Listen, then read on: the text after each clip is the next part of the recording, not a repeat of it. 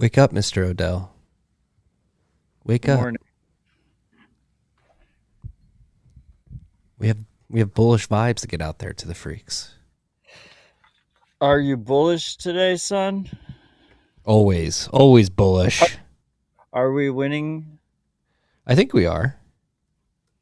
I think we are. What was I going to say? Logan, you want to pull up the link I just sent you? Just sent. New link.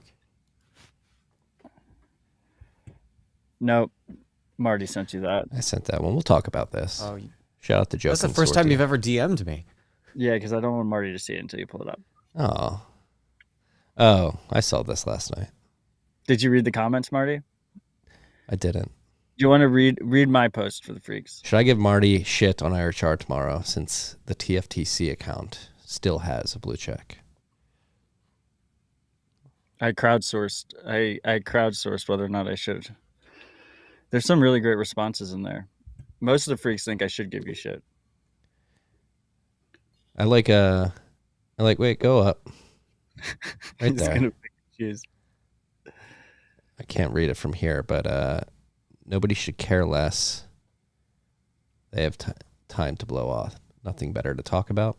Nothing better to talk about. The blue check on the TFTC account, you know?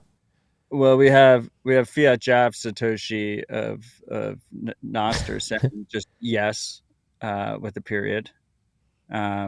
We have Theory of Everything saying, yeah, of course, Marty deserves all the shit. Anita defended you. Shout out Anita Posh. Thanks, Anita. Alan Farrington said I should exclusively refer to you as Elon's bitch the whole episode. He chose violence. Scott said yes, and then ask him if he's read Mandibles yet. Yeah. Anyway, shout out to all the freaks who responded to my little nostr poll. Wait, what did Narwhal Taco say? Go back. What did that scumbag say? Did you see Jeff's response? His name is Marcus. Marty loves the cuck lifestyle, so giving him shit is just feeding his inadequacy. Also, Marty's amazing. All us cucks love him. Yeah, shout out to my cucks out there.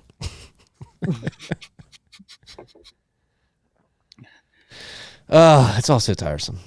I love narwhal tacos, but I thought that post went a little too far, so he got no sats for that response. Just for full disclosure. I'm kidding, Narwhal. You're not a scumbag. I was saying that in jest. We've got a interesting week here. I was saying it before we hit record. Markets are going a bit haywire. We got oil in the mid-90s. Dollar's very strong.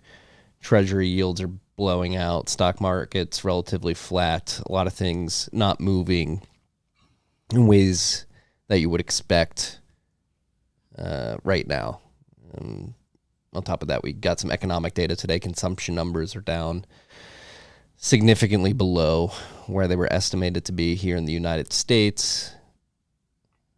Things are getting chaotic. We got the war drums beating. We've had the Republican primary presidential debate last night, which was an absolute shit show. It's chaos out there. That's why we come here week in and week out, is to get away from the chaos and focus on the signal in this world, which is Bitcoin. It allows you to remove yourself from that relative chaos and anchor to something that gives you a bit of certainty. There will only ever be 21 million Bitcoin. Blocks come in roughly every 10 minutes on average.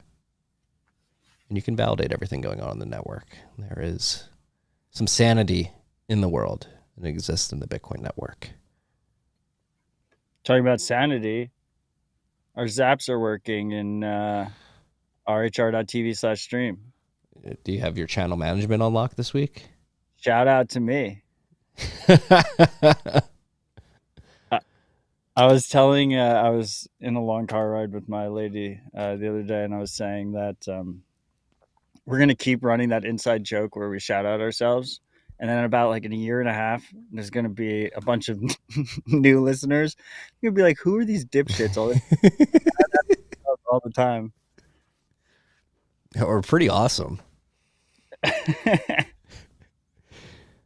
Zap.stream's not working for me right now. Go to rhr.tv/stream twitch.tv/stream. TV/ That worked. There you go. Shout out to all out. the freaks. I was just going to shout out me again. No, shout out to you freaks. You're what makes this show go.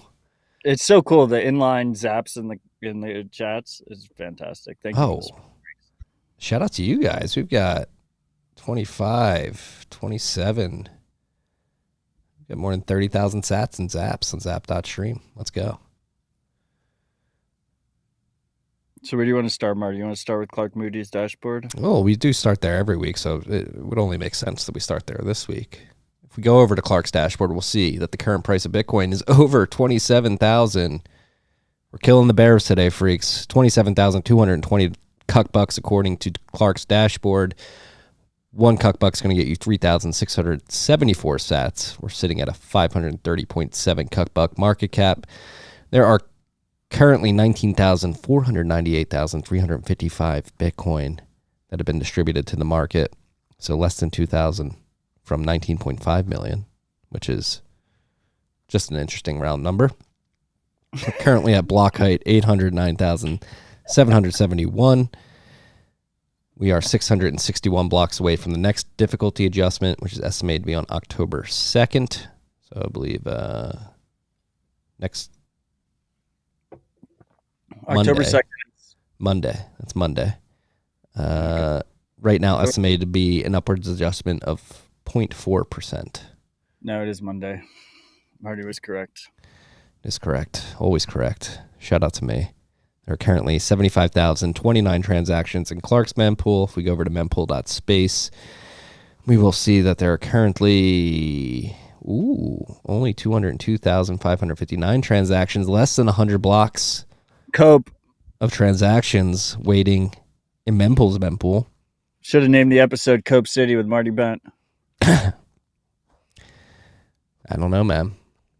Busy mempools have been normalized. Christmas Eve. I actually had a close friend reach out yesterday, and she asked me to say mempools will never clear again because she's trying to confirm a few transactions that are stuck in her mempool, and she knows usually when I make a proclamation about it, mempools clear up a little bit. All right, yeah. Do you want to make a proclamation? A bold proclamation? Okay. All right. Heard it here first. You know, Trinity is going to owe me a full round of golf when I'm correct. Who is? Trinity. Ride or die free. I like that. That's the state of the network. Ooh, we haven't read Samurai Whirlpool stats. Currently, there are 8,978.67 Bitcoin unspent capacity. It's an unspent value of 244.4 million cuck bucks. I think that's a new all-time high, approaching 9,000. It's almost over 9,000. Vegeta. Well, remember that? Logan's smirking over there. He knows the fucking right pronunciation. Like 3 years ago? Did it go over that before? No, I'm saying the price when we had all the Vegeta memes. Vegeta. Get in here, Logan. I know you want to correct me. I didn't know how to pronounce it, so I just figured I'd go with the worst pronunciation. What is it, Logan? You have to let us know. Matt got it. Okay, it's Vegeta. Oh, shit. Vegeta. David Vegeta. He refuses to say it. He doesn't want to get soundboarded.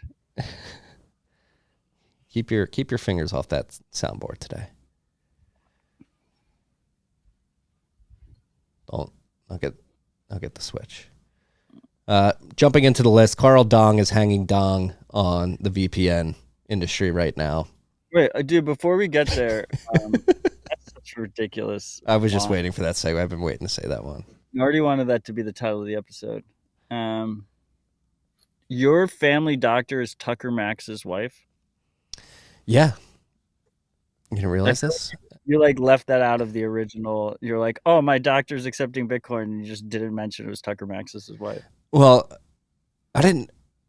So I sent that tweet out. We got a message back up. Why did I send that tweet out? We do direct primary care.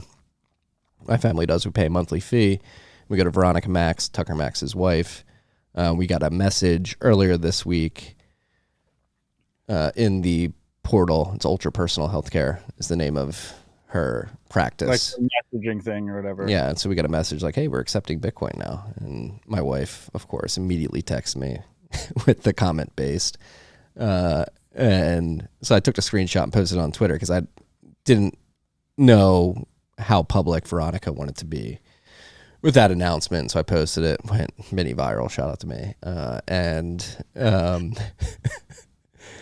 And yeah, and then last night she responded to somebody who was like, "What practice is it?" Like, I don't, for some reason or another, just error on the side of caution. I didn't know if she wanted everything to be blown up. Blow up her spot. Yeah, and then she responded like, "Here, this is my practice." And then So I felt comfortable. You gonna pay with Bitcoin now? Yeah, I think I'm just gonna use Strike, pay directly from my bank account, pay the invoice, and just so I don't have the tax implications of doing that. You know? Yeah. Okay. What a blue check lifestyle you live. I could use my mining rewards too. No, they're using Zaprite for invoicing. Shout out John, Parker, Will. Are they converting to dollars on their side? No, she's holding it. Because that would be a real fun. Like you're both just paying with dollars through Bitcoin. No, she's. That's good. Shout out to John Gordon. From what I understand, he was instrumental. People were saying, "Did you orange pill him?" A lot of people were expecting it. Isn't Tucker already a Bitcoiner? Yeah. Like, wasn't he on your show like a year ago or something? Yeah, like 2 years ago now at this point. So he deserves most credit? I don't know. He was at the time, maybe his ideas around Bitcoin had changed, but he was a bit skeptical. He was supportive of Bitcoin, but if I recall correctly, but wasn't sure if the government was going to allow it to happen. Yeah, Ethan Tuttle, same Tucker Max as I hope they serve beer in hell. He's like a Christian family man now. Yeah. He's made a full 180 reversal. 180. Yeah. Yeah. Shout out to Tucker. Great dude. Great wife. Veronica, I mean, probably one of the best things that's happened to us in Austin is finding her practice, and it's just a great experience. Highly recommend direct primary care. So, I mean, sorry to get into your like personal family business, but also, have you said this publicly in the past? So, I mean, you're using Crowd Health for your family, but I assume most family doctors, my understanding is that it's usually outside of insurance. Are you paying through Crowd Health? Does Crowd Health cover it, or is this all out of pocket? So it's a monthly fee. I believe it's like 60. I think it's 100 per adult and then 60 per kid. But Crowd Health doesn't cover that. You just pay that out of pocket. No, but if we go and then we have to get like test or go see another doctor. Above costs, then you might above. If we have a cost above $500, then we can submit that to Crowd Health. And I actually do think the monthly fee, we could aggregate it at a certain point and submit it to Crowd Health as well. Like every year or something? Yeah. But if you're listening, Marty is curious if he can do that or not. Yeah, no, I've talked to Andy about it. I can do it. But no, it's such a great experience. Direct primary care, highly recommend it. Very personalized, 24/7 chat. We can go do a checkup at a moment's notice.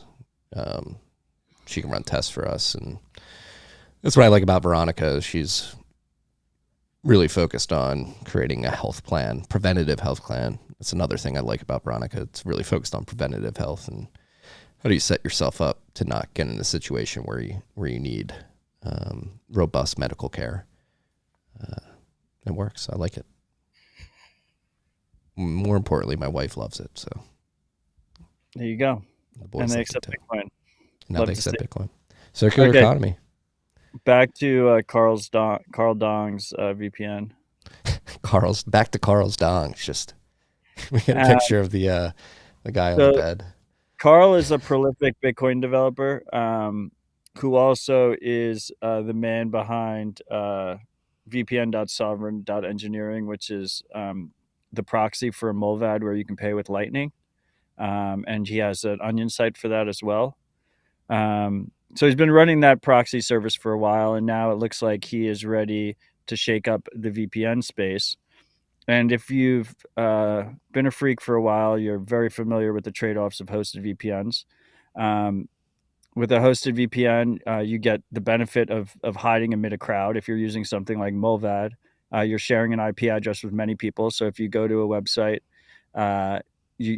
they can't necessarily fingerprint you. That website can't necessarily fingerprint you based on your IP address because you're sharing it with thousands of other people. It's also why you get captchas and stuff when you use a hosted VPN. The trade-off is you are trusting that VPN service. So instead of your internet service provider, your cable provider, your fiber provider, your cell internet, whatever provider, being able to see all your traffic, instead what they see is an encrypted traffic to your VPN provider, and your VPN provider sees all the traffic. Now, that's why hosted VPNs is very much a reputational business. These VPN companies can claim they don't log, but there's no way for us to verify that they can't log.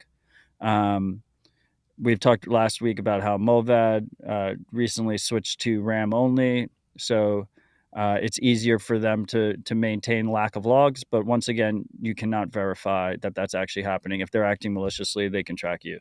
So Obscura tries to come in the middle, and then on the opposite side of the equation, you have Tor. And Tor relies on you going through many different hops of these independent relays.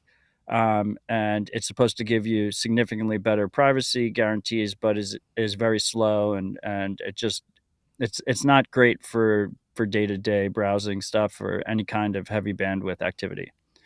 Enter Obscura, his new project, and it tries to mix the trade-off balance between Tor and VPNs.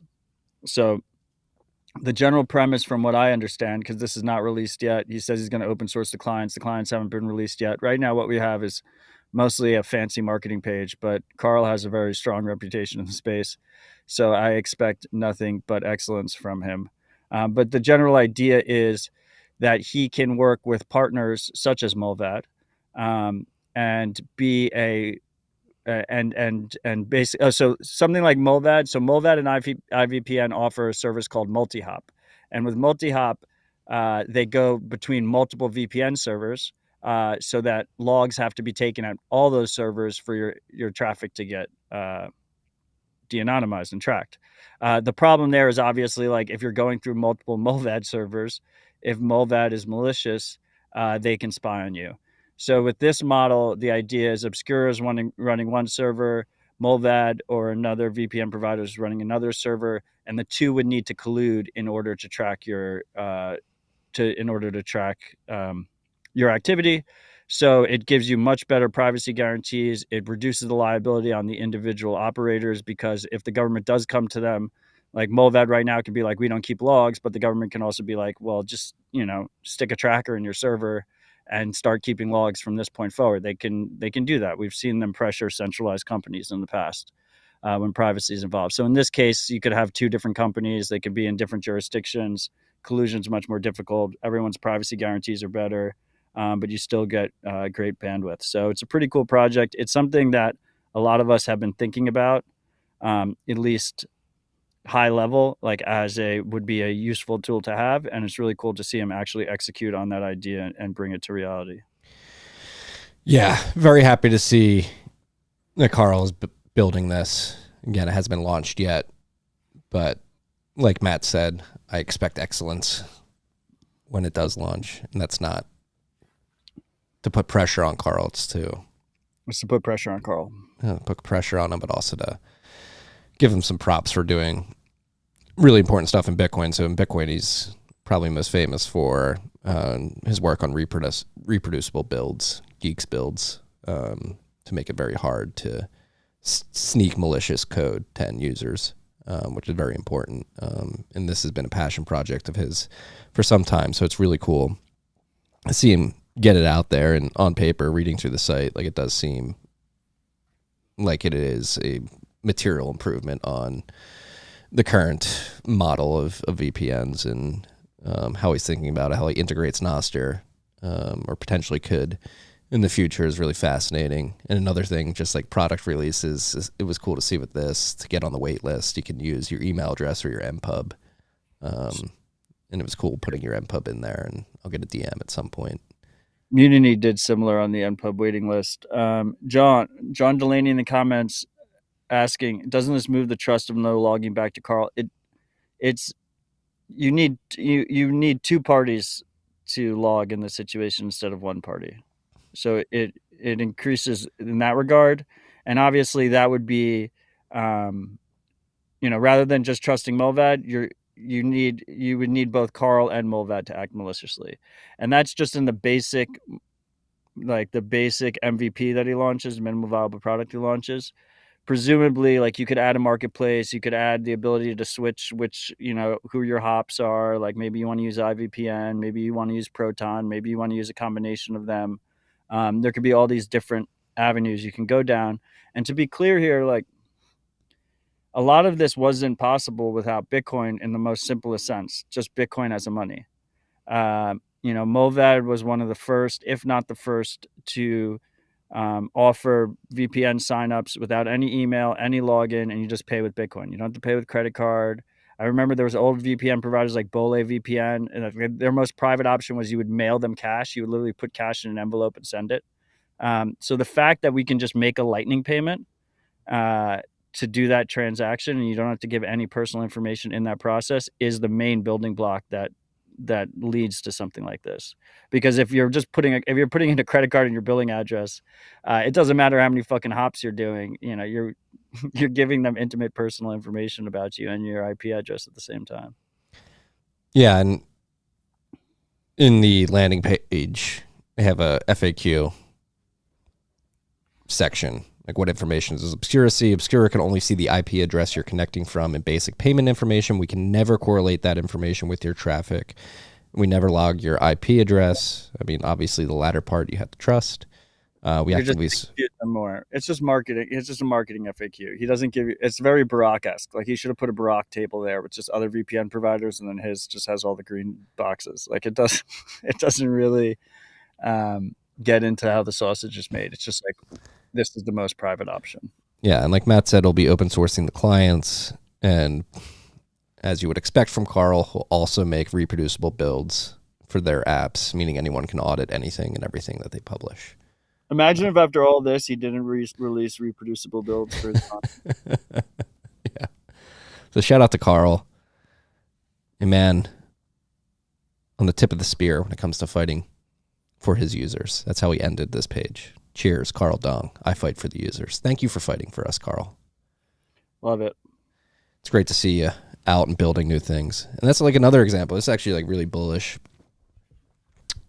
data point is somebody like Carl, who's worked at the Bitcoin protocol level, like stepping back from that and then going and building something a bit tangential but completely separate, and then incorporating Bitcoin in some way.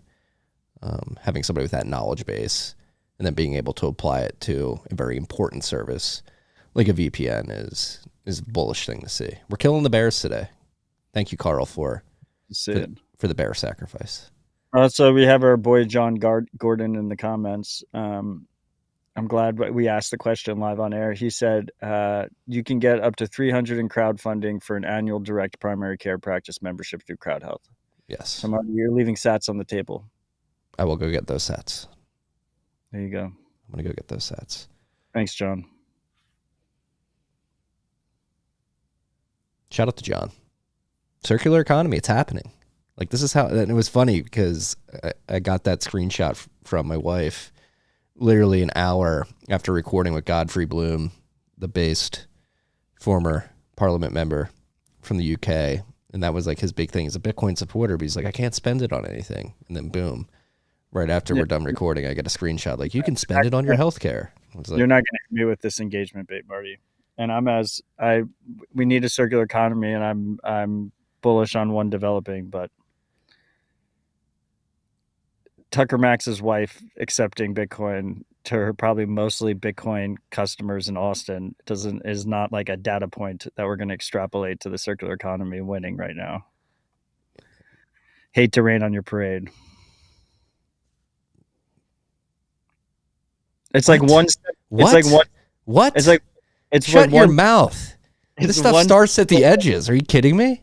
I'm gonna send out a fucking tweet like, "Oh, I went to Bitcoin Park today. You know, I could spend Bitcoin at Bitcoin Park. Circular economy is happening. The thesis is playing out." It's got it. John in the comments. Pay me in Bitcoin theory. Got to start somewhere. Where else is it going to start? Well, if not us, then who? Guys. We just got one more vector into the Bitcoin circular economy, and you're going to shit on it immediately. This is disgusting. I'm just saying. This is disgusting. I love Parker. Parker releases one blog post, and like his buddy starts accepting Bitcoin. Does not equal a trend. This is disgusting. I want it noted. Logan, write it in the show notes that I am literally disgusted by this. Yeah. Okay. Where else is it going to? What are you? McDonald's is accepting Bitcoin in El Salvador. Yeah. Did you see that Dan Held circular economy? You sound like Dan Held right now. Dan can go fuck himself. I'm gonna start calling you Matt Held. No, it's Matt Held is on the show right now, freaks. It takes a lot. It takes a significant lack of shame for you to be engagement trolling right now and calling me Dan Held. Matt Held. You're Matt Held.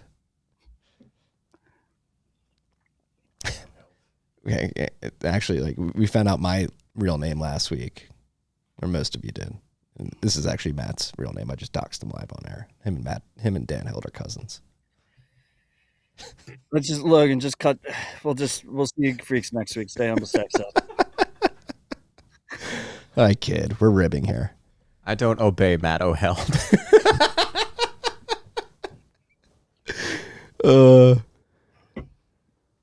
Look, we have people responding on Twitter. Healthcare providers accepting Bitcoin. Bullish. We're killing bears today. You're down here. Bullish, man. You know, we have a car wash that's accepting Bitcoin in Nashville. The trend continues. Yeah, I love that. Mm-hmm. What, is this person your friend, and we're not supposed to like? Yeah. Is it your friend? Yeah, super close friend. Yeah. All right. Circular economy's dead. No friends allowed to accept Bitcoin.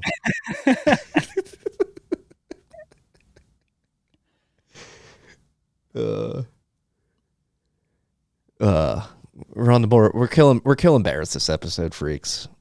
Bitmain unveiled their Antminer S21 series, and it's pretty insane how efficient this thing is. So they have their air-cooled unit, just in an air-cooled form factor, and they also have a hydro unit. And the specs are, for the air-cooled unit, a 200 terahash per second, 17.5 joules per terahash, which would be the most efficient machine on the market, and I believe the highest hashing as well. And then because we're going to get to the highest hashing and most efficient, which is the hydro-cooled unit.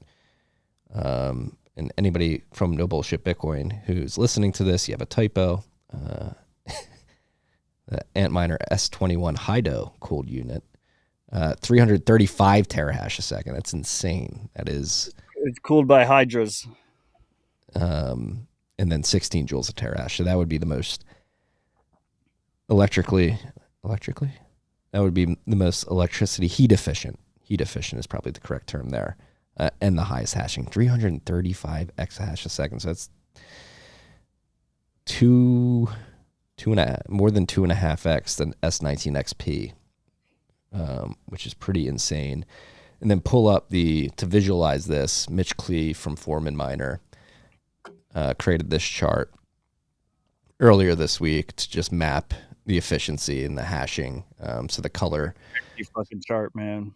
What? That's a crazy chart, isn't it? Yeah. So this is the color coding denotes the heat efficiency, and so the darker blue, the more heat efficient is, the more yellow it is, the less efficient it is, and then the y-axis is the hash rate. And as you can see on the top right, that big dark blue circle is the S21 hydro, which is, I think you could say, an order of magnitude better, especially in efficiency, than any other miner on the market. It looks like it's I mean, I guess it kind of makes sense. It looks like it's just as efficient as the S21, but significantly more hash. Yeah, but it's a little bit more efficient. I mean, S21 Right. air cooled 17.5 and the Hydro Right. is 16. So that's this is just colors. like an 8% efficiency gain from Hydro to Love to see it. The efficiency continues until morale improves. No, it's just going to continue forever. Well, it's crazy. It has nothing to do with morale. No, but look, go to insights.brains.com. Like and it does bring up an interesting topic of number one, questions to be answered. How many are they producing? When will they be released? Let me see what September or the air cooled units will be launching in the first round will be going in December. So add 3 months to that. And then a bulk of the new S21 inventory in Q1 and Q2 of 2024. So they're going to begin hitting the market in the next 3 to 9 months in mass. But go to hash value and hash price. And the other halving. Into the halving. And the other thing here too is there's been a lot of talk in the mining circles. The price point that they're releasing this at is $14 a terahash, which is insanely low for if we're benchmarking this to top of the line machines that have been released historically. And so the thesis behind the scenes is that Bitmain is making a power move using its economies of scale to box out competitors with insanely low pricing. And then on top of that, with the efficiency and hash rate gains that these machines will bring to the market, it begs the question, what is going to happen to this hash price and hash value chart where it's already around historical lows, hovering at what, like 6.2 cents terahash per day? I mean, they could be just doing especially in a bear market, everyone likes money up front, right? So they could be just doing low pricing in like the pre-order phase, and they can raise the price whenever they want to raise the price. I don't even know if are they doing pre-orders. They might be. Of course, they're doing pre-orders. Company expects to manufacture at least 50,000 units per month, split 50-50 between air-cooled and hydro for the next 8 months. So that's 400,000. What units of these machines? It makes sense. Produce as many as 100,000 per month. So between 400,000, 800,000 of these machines. Somebody run the math in the comments. Like, how much hash rate does that equate to? It's a lot of hash rate. An ungodly amount. I don't know who's going to mine Bitcoin anymore. Too many people are doing it. That's miners are certainly feeling the pain right now. That's for damn sure. No, it was a security budget joke. Yeah, hash price is at 6.2 cents right now. Everybody go home. Stablecoins have won. Bitcoin's not going to be able to secure itself. It's been fun. It's going to be a podcast on dollar dominance moving forward. We went so far down the rabbit hole, we came out fiat max. Yeah, we came back the other side. We're like, you know what? The dollar, it is actually pretty good. It is actually pretty good. It is screaming right now, though. Moving on. Legends of Lightning Volume 2 to take place October 5th to December 17th of this year. So it'll start next week, a week from today, exactly. So following the successful first edition of the hacking tournament, Legends of Lightning, we decided to continue the series by sponsoring the second edition, Legends of Lightning Volume 2. This was a really cool hackathon. And so the prize pool is 2.5 Bitcoin right now. Folger Ventures is dropping bags to drive the ecosystem forward. So they're going to see more ambitious attempt to onboard international developers onto Bitcoin, the Lightning Network, by connecting 5 in-person hackathons worldwide and allowing its participants its participants to iterate over their projects in the site of the final demo day.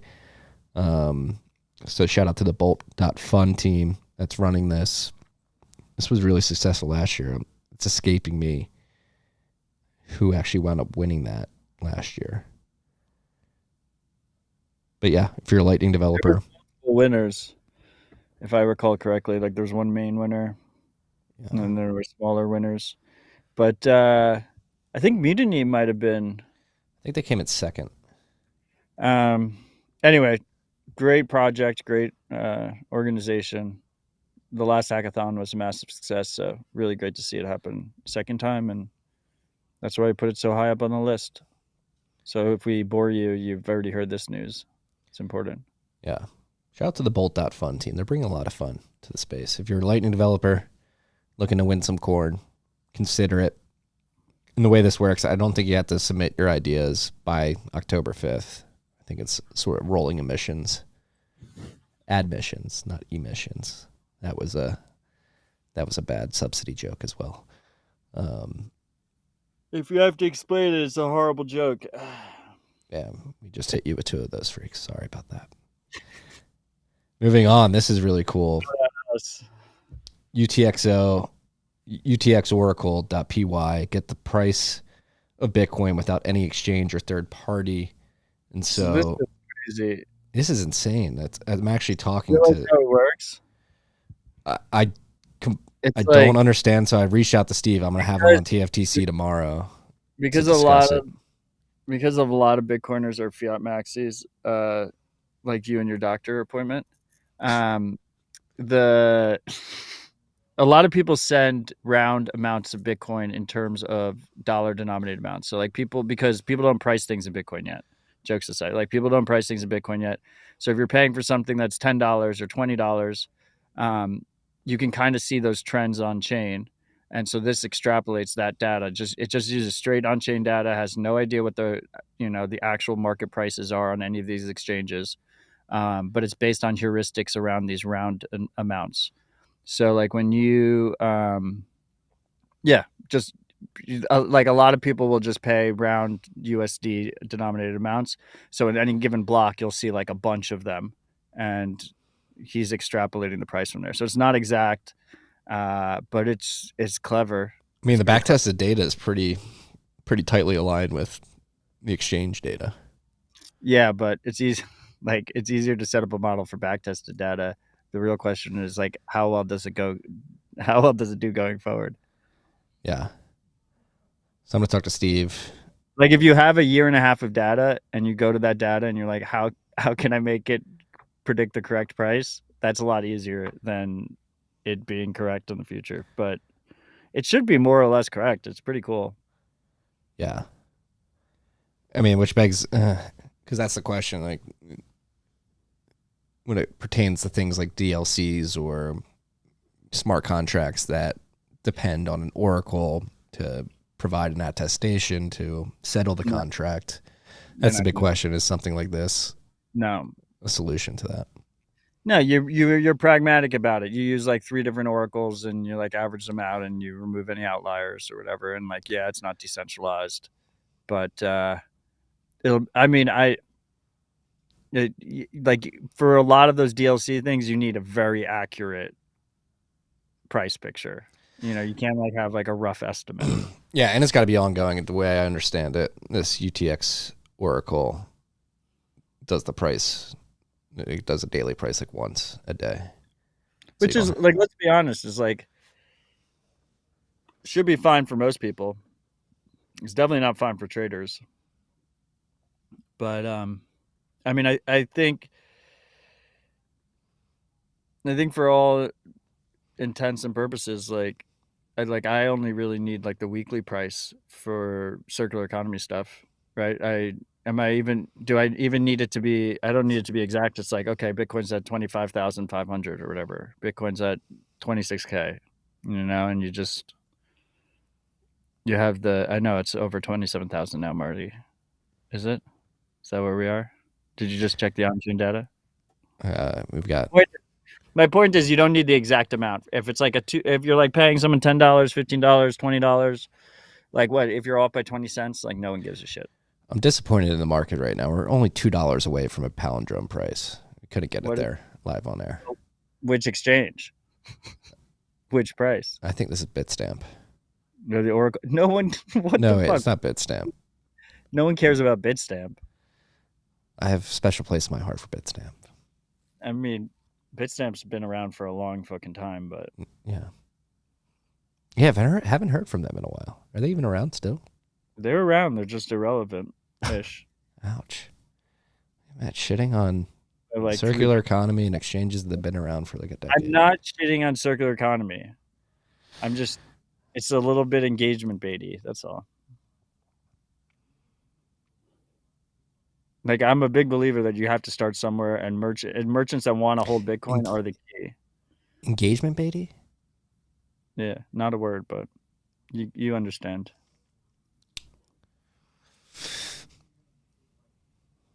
You heard it here first.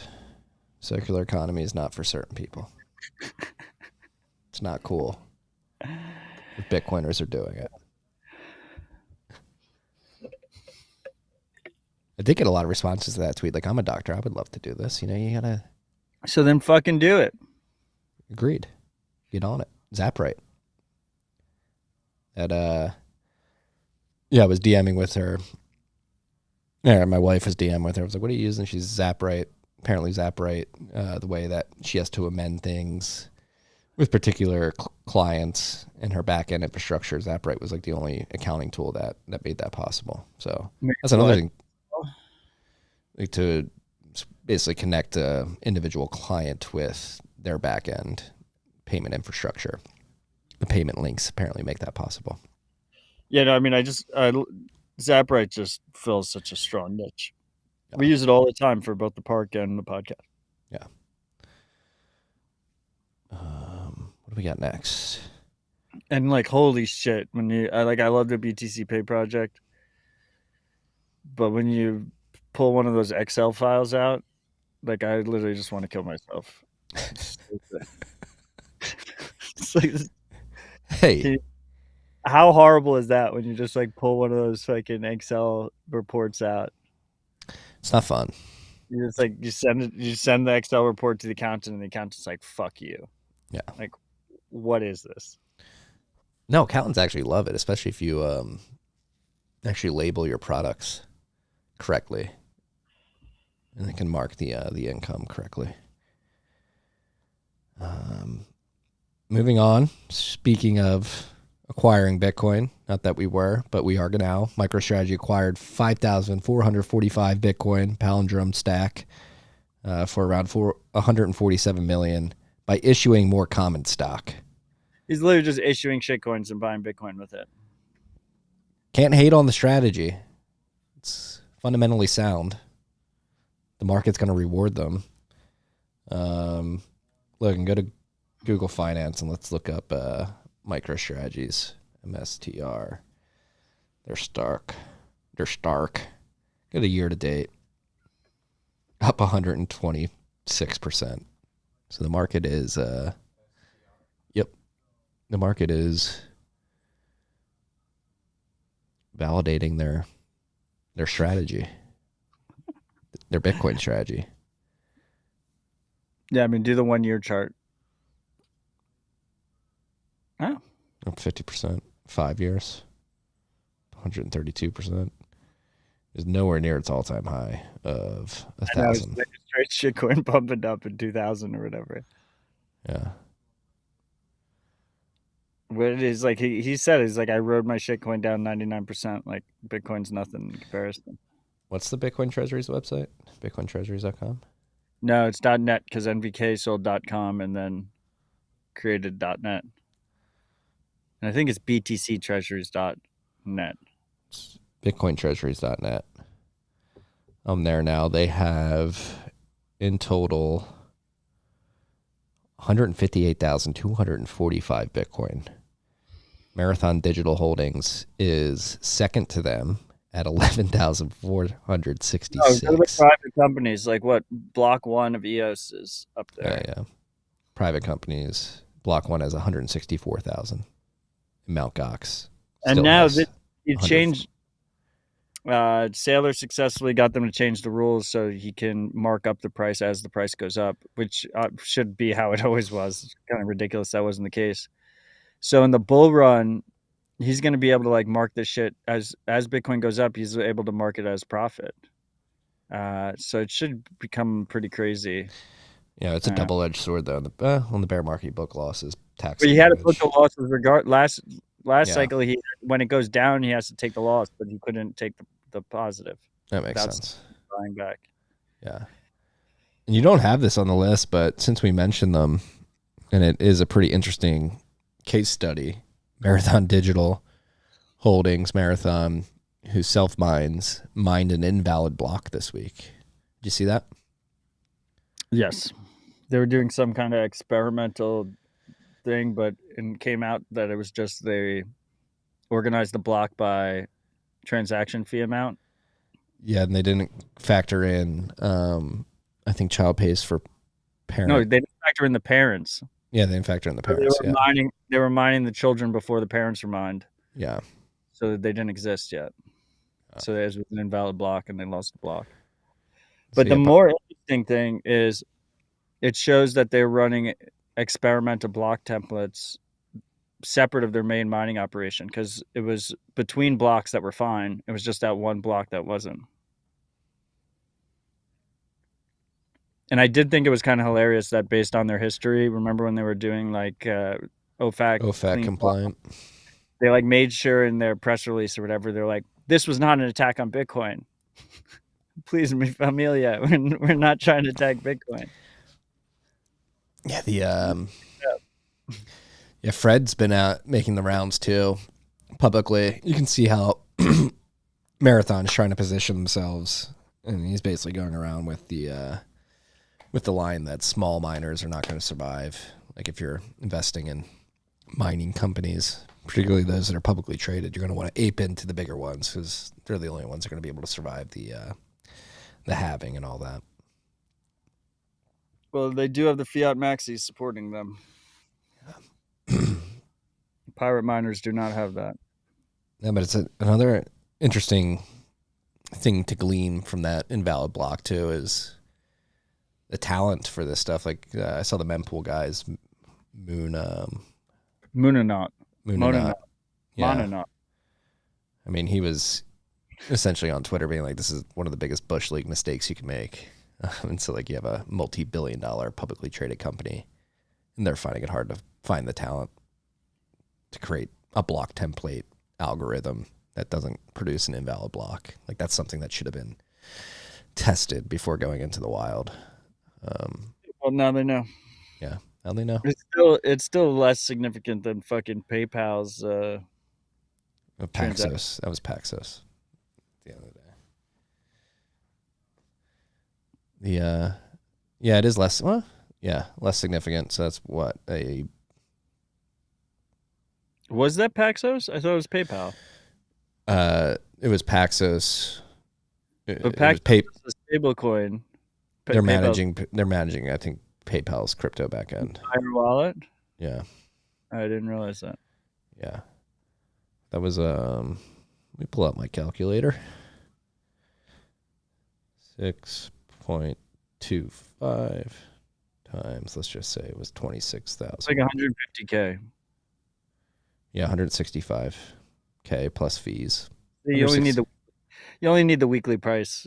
No, it's six-figure mistake by Marathon Digital. Hopefully others learn too. If you're out there self-mining, building your own block template algos, be aware. You need to factor in the parents and a child pays for parent transaction. I think also what's really cool about this is Mononaut is a contributor to the mempool project. But also their project makes it so much easier to analyze this stuff and do postmortems because of their block auditing templates and stuff like that.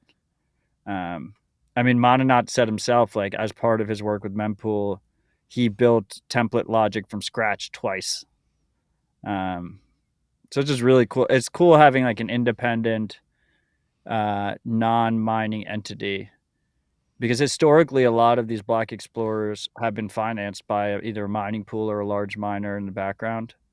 So it's cool to see an independent entity that's kind of like watching over everything.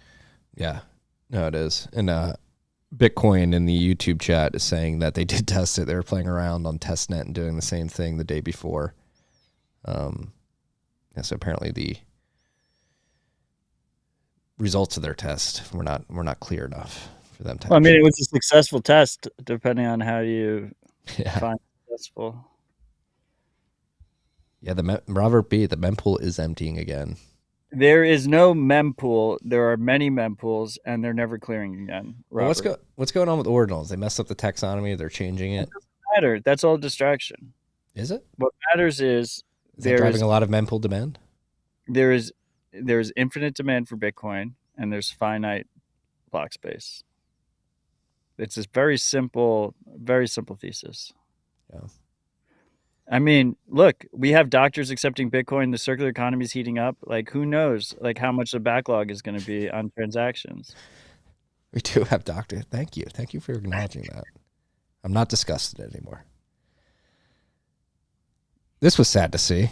The Bitcoin Minecraft server, Satlantis, has been ordered to shut down their Bitcoin rewards functionality after distributing one whole Bitcoin. In this regard, I'm a boomer, and I have no idea. I do not understand the appeal of Minecraft, period. But I've heard that this project was like an organic viral hit, and people were using it all the fucking time.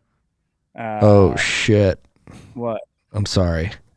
I think you'll be okay. Atlantis. I think you're going to be okay with me. We have some breaking news. Oh my God. Breaking news. Ripple has decided to back out of their acquisition of Fortress Trust. They did it during live RHR. Thank you, people. I never thought I would thank them for this. They knew it. Wow. Ripple's due diligence. It's got to be bad. Ripple previously announced its intent to acquire Fortress on September 8th, but it's abandoning its planned acquisition, according to CEO Brad Garner. Holy shit! That was? I think we called that. Shout out us. Yeah, we did call that.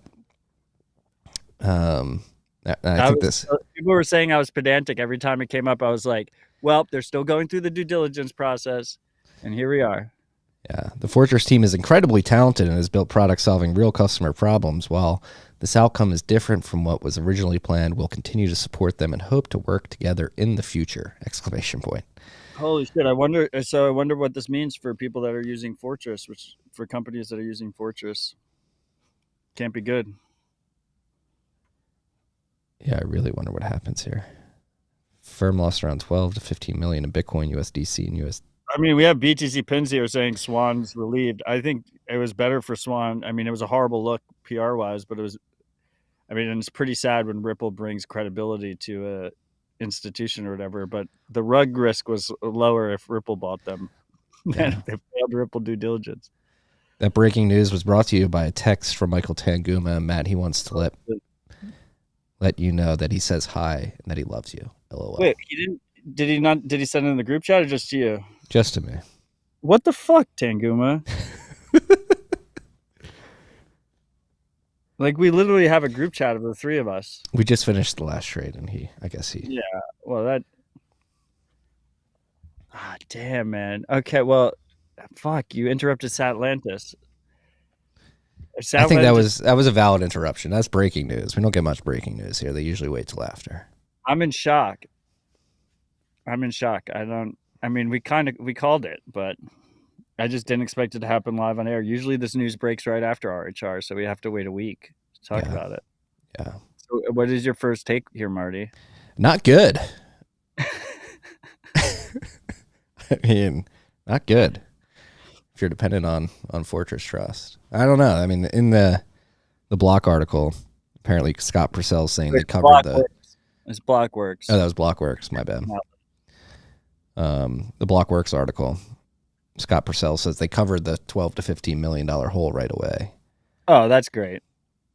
But if they're in need of a bailout and that bailout just fell through, who knows what happens? Look, it's It's a really bad sign if you fail Ripple's due diligence. Yeah. Bitcoin price reacting to the news below 27,000. It's all over. So the two, yeah, I mean, Bitcoin's not affected by this news. And the two major operators that I know that use Fortress as the back end is Swan and Fold. So, I mean, I would just say not your keys, not your coin. And as always, make sure you're holding Bitcoin yourself securely. In times like these, rug risk becomes significantly higher across the board, because who knows what degeneracy is happening behind the scenes, and who's counterparty. So a Fortress trust going down might not just be isolated to Fortress. So now more than ever, you should learn how to hold Bitcoin yourself. And then on top of that, if you are relying on something like Swan to buy Bitcoin, there is if Fortress goes down, there's a chance that you're not going to be able to buy Bitcoin for a while or sell Bitcoin. I don't know if they offer sells now. They didn't for a while, but so just, I guess, be aware and act accordingly. Be aware. Evergreen advice. And I mean, it should be a pretty spicy Pacific Bitcoin conference. Is that this week? Next week. Starts next Wednesday.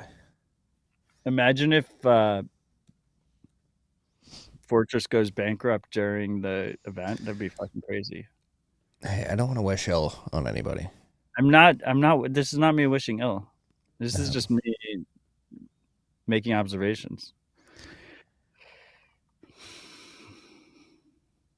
Yeah, it's a shitty situation all around. Don't trust that third parties are security holes, and Fortress could not be trusted by Ripple, which is probably all that needs to be said here. Holy shit. Well, anyway, we'll probably get back to the Ripple stuff by the end of the episode, but I just want to go back to Satlantis real quick. It was a viral sensation. Once again, I still don't understand the Minecraft appeal, but it was a viral sensation. You could even, like, you want to talk circular economies? They had like a little farmer's market in there or something. There was like a marketplace. I know the Bitcoin company was selling a lot of gift cards. Like, people would walk up in Minecraft and then pay with Bitcoin and get gift cards. It was like one of the main ways that people would spend their Bitcoin that they earned in Satlantia. But anyway, Microsoft owns Minecraft, and they changed their terms of service that said you can't do play to earn on Minecraft. So they threatened them, told them they were going to make them shut down their server. They pulled out the play to earn aspects where you can earn sats if you play in their Minecraft server. And they said they're going to switch to a more freedom-focused Minecraft alternative, which I didn't know that exists, but I guess it's kind of cool that exists. So they're going to hopefully go to Foss Minecraft or whatever. But yeah, this was a cool little experiment. I don't think they ever expected it to get as successful as it was. Also, I love that they quoted one of the co-founders, whose name is David De Niro. David De Niro. Such a good name. That's such a good name. And the freaks, don't freak out when you find out that's not his real name. There's almost That looks like an N to me. Nero? Is it not De Niro? It's Denano? Oh, so maybe it's actually his name. I thought it was David Cash Money. I hear he's funded by the Defense Department. Minecraft is just a big Defense Department ploy to incept the minds of the young.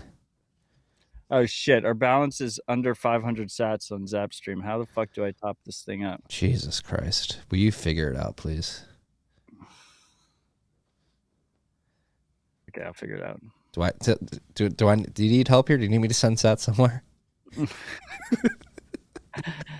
I wish it just had like a zap button. Logan, please top up so we don't lose this stream. Nobody zap us. Yeah, I'm working on it. I don't want to have to say this, but don't zap us. Why don't zap us? We don't lose the money. It's just the stream stops. I got to zap them.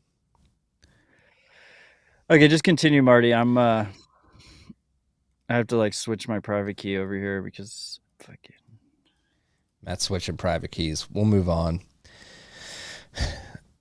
Yeah, Minecraft. I mean, kids seemed to like it. They were accumulating Bitcoin, and then Minecraft came in and said, "No, you can't do that." I wonder why. Maybe they have their own monetization ideas that Bitcoin sort of throws wrench in. Trident Vault launched their open beta on testnet. So this is Anchorwatch's multi-sig coordinator, which Matt and I have gotten a behind-the-scenes look into over the last year as they've been developing it. Obviously, if you've watched TFTC or Citadel Dispatch that Rob Hamilton has been on, he's a pretty big mini-script influencer. Big mini-script influencer. Him and Becca and the team at Anchorwatch have been working on this product for quite some time, and they released the open beta on testnet. So if you want to mess around with what Anchorwatch has been building in their Trident coordinator, mess around with miniscript on testnet, you can now do that. So I believe Ledger, Coldcard, Seed Signer, and Bitbox are the compatible wallets right now. Sorry, I'm contributing to the circular economy over here. Thank you.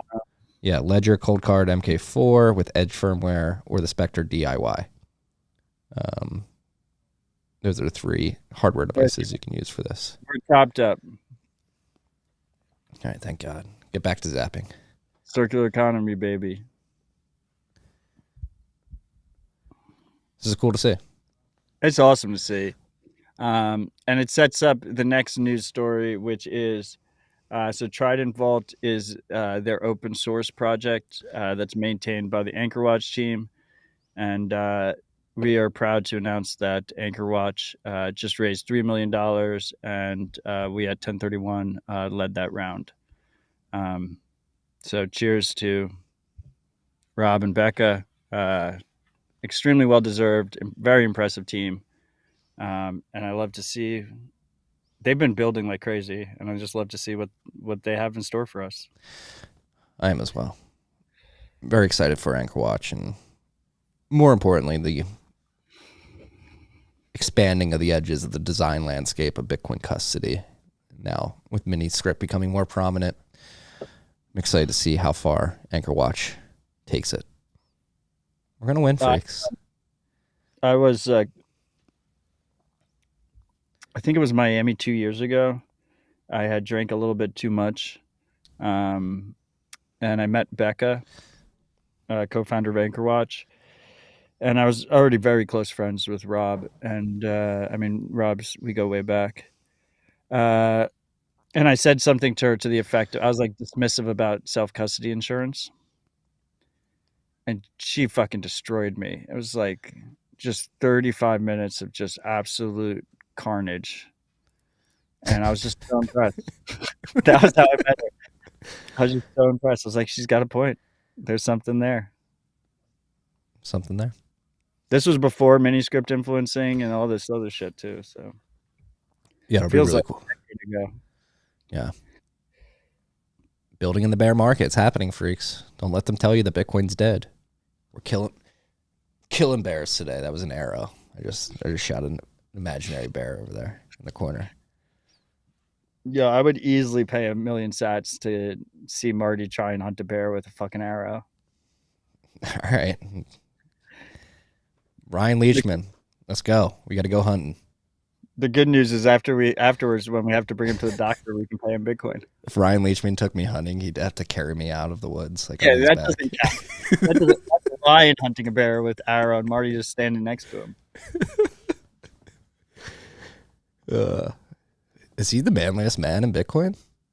I mean, at least that post on Twitter is up there. I think probably the manliest men of Bitcoin are just not on social media. It's true. It's true. I'm a man. I'm a man. I'm a man. Moving on. The Human Rights Foundation gave out a bunch of grants or fund gifts, 19 Bitcoin total to 15 Bitcoin projects. What do we have here? 50,000 to... A lot of them are at the Global Bitcoin Summit this last week. Oh, man. There's a lot of pronunciations in here. They're going to... Read them all. You got it. No one's going to fault you for it. Furzy got $50,000 in Bitcoin for his work on Bitcoin Core, where he's a top 10 contributor. Summer of Bitcoin. Shout out to our friends at the Summer of Bitcoin over in India. The 2023 program featured more than 10,000 applicants from more than 70 countries. They're getting 50,000 cuck bucks worth of Bitcoin. Jarrell is working on Bitcoin Core. Got another 50 grand. Another 50 grand went to Ventium for the work on expanding open source Bitcoin work in Latin America and Brazil. Isn't Brazil part of Latin America? It's a very large part of Latin America, yeah. Seems a bit redundant. G Deer got 50,000 for his work on Lightning native stablecoins and Bitcoin Core. All right, here's where I'm really got to focus here. $50,000 worth of Bitcoin went to Kawakibi Foundation. Kawakibi Foundation. Kawakibi to build their Middle East and Northern Africa Bitcoin hub. The MENA Bitcoin Hub will educate activists, journalists, and nonprofits on using Bitcoin to transact freely and receive international donations and hold their money securely and privately. The last $50,000 grant went to Justin Morrill, and that's not how you say his name. Moeller is how you say his name, for his work on Fediment. Justin will focus on implementing a database migration mechanism to allow Guardians to upgrade their Fediment servers seamlessly. And then D++ got a $25,000 grant for international educational initiatives to work on FOSS projects. D++ will use funds to do international education, running a free Bitcoin bootcamp and maintenance of Bitcoin Core and FOSS projects. Next $25,000 grant went to the Bitcoin Ikazi project for their efforts in the circular Bitcoin economy in South Africa. Don't tell Matt Held about this one. It was a pleasure to finally meet him. He's doing amazing work. Is Matt Held approved circular economy work? No, the guy who leads Bitcoin Ikazi. I know. Our friend Amidi, she got $25,000 for work on Bitcoin mentorship. ADDRMAN and Bitcoin Bytes. $25,000 went to our another good friend, BTC Sessions, for international Bitcoin education. This will allow Ben to create more dope tutorials and conduct in-person and virtual workshops to teach dissidents and NGOs how to use Bitcoin safely and securely.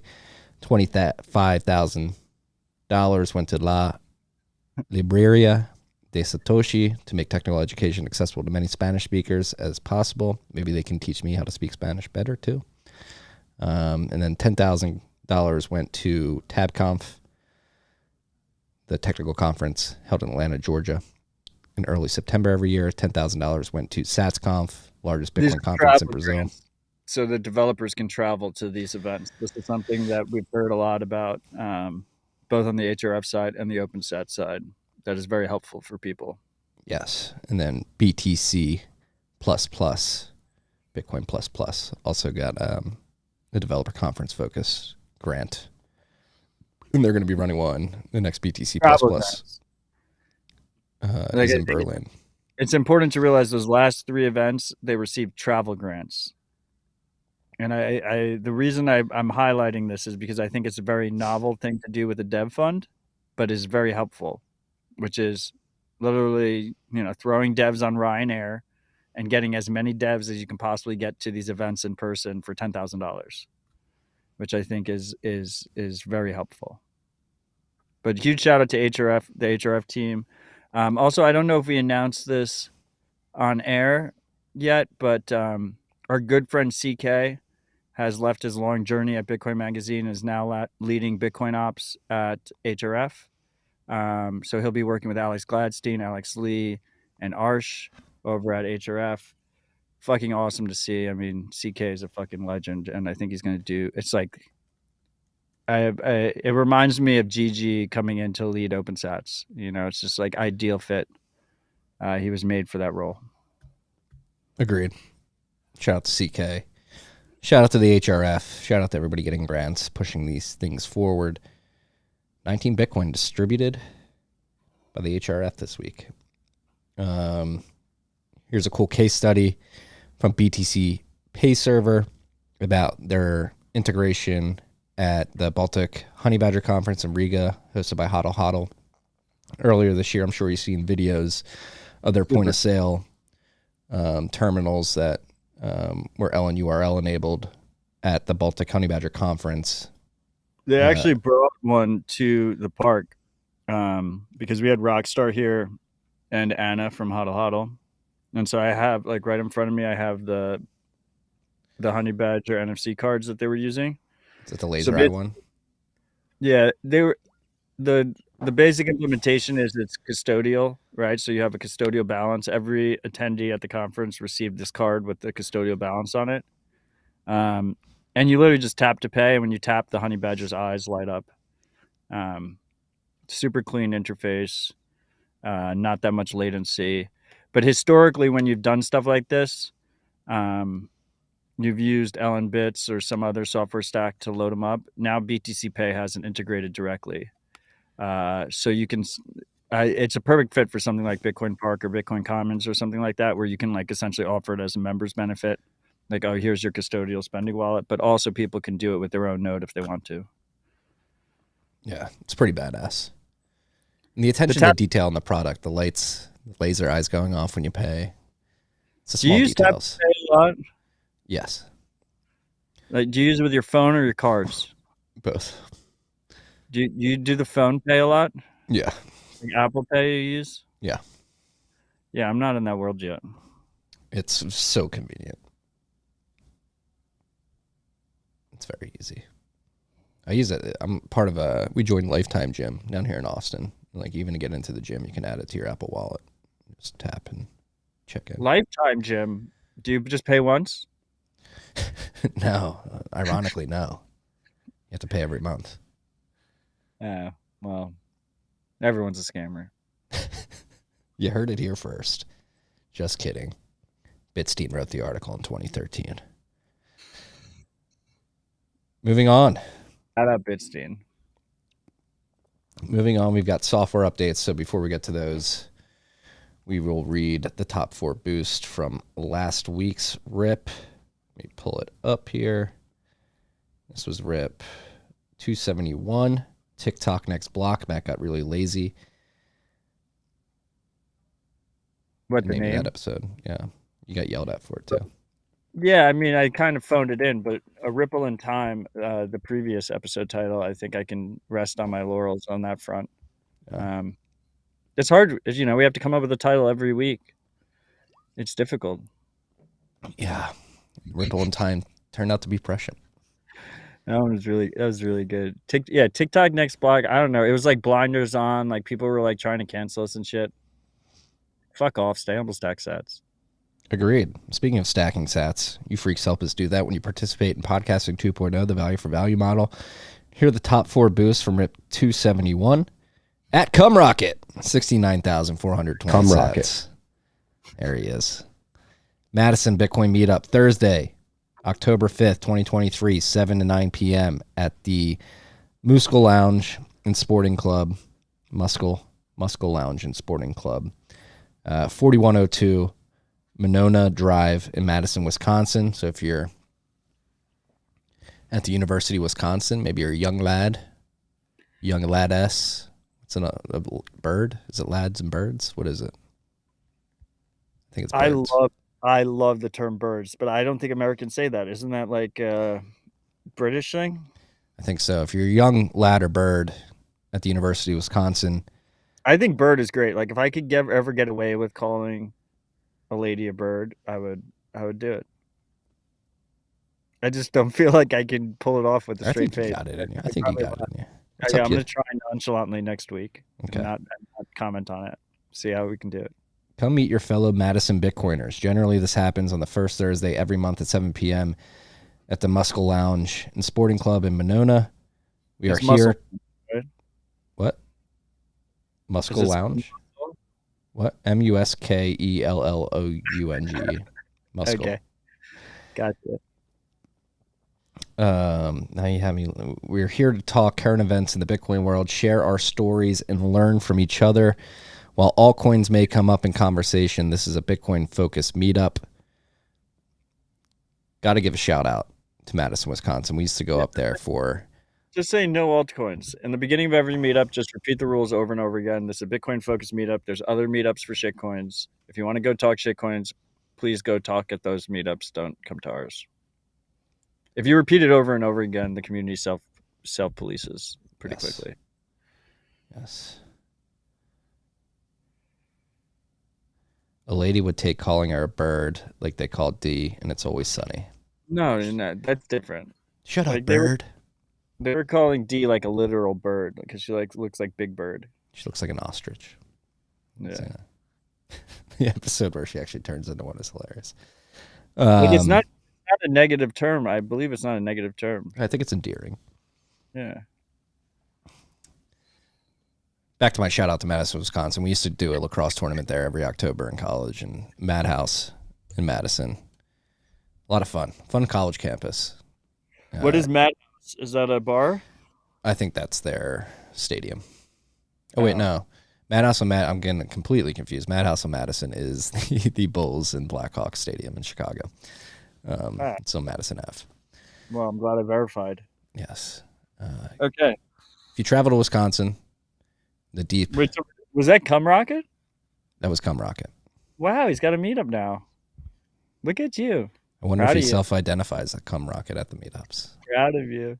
Hello, I'm Cum Rocket, your meetup leader. Cum Rocket. Get some cheese curds while you're in Wisconsin if you're passing through.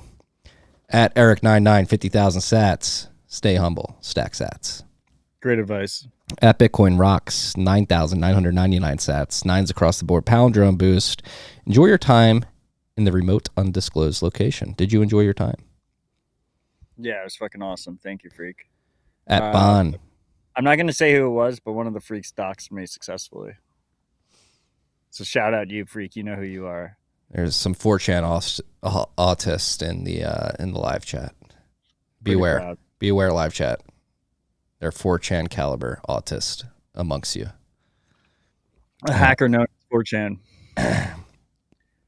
At Bond, 5,432 sats, 5432. Another RHR boost. Shout out to me for boosting. Shout out to you, Bond. You deserve it. Here's to you. Thank you, bro. Yeah. That's all we got for the boost from RIP 271. Move on to software updates. It's pretty crazy how quick Zapstream is competing with the boost. I mean, we have Ethan Tuttle with 69,000 sats in the live chat right now. Shout out to you, Ethan. Someone else at 25,000 sats, and Pablo's at 21,000 sats. Yeah. Thank you, freaks. Thank you. Thank you for boosting, for streaming, for coming, for listening to our thoughts about Bitcoin and other things week in and week out. I noticed what I did there. I'm not going to address it, but I see you smirking. Logan is too. This is what you get. On the software updates. Spectre Desktop version 2.0. Oh, wait. BTCPay server update? Yes, I missed that one. I thought it was the hodl thing. BTCPay server version 1.11.5 has been released. Comes with minor features and bug fixes. Spectre Desktop version 2.0.2 has been released with multi-descriptor, multi-sig wallet imports, which is pretty important. Being able to transport wallet descriptors between softwares or to upload it if you're starting a new wallet is important. Jam version 0.1.6 wallet import support has been added. Balance of Satoshi version 16.0.1 has been released. Changes the default address type to pay to Taproot. New default, more Taproot adoption natively in the Balance of Satoshi. Fediment version 0.1.0 has been released. The first official Fediment release. We've been talking about this for over 2 years now. And we have the first official Fediment release. I've been hyping Fediment since it was like an idea on a napkin, and then people got mad at me. So I haven't been hyping it that much lately, but incredibly bullish. Yes. Shout out to everybody working on the open source Fediment project. Yeah. So common misconception. You have Fedi, the business, which is a front end, an interoperable front end for Fedimints. Fedimints are the open source project. open source protocol versus front end client. Yes, important distinction. Fedi is leveraging the open source Fedi Mint protocol.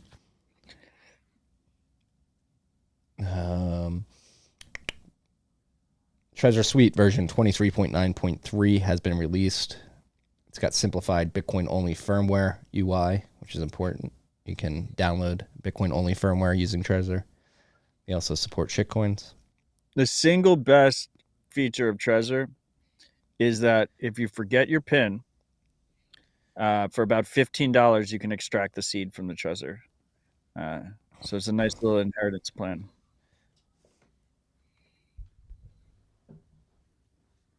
That came out of nowhere. I don't know. I'm secure element jaded now.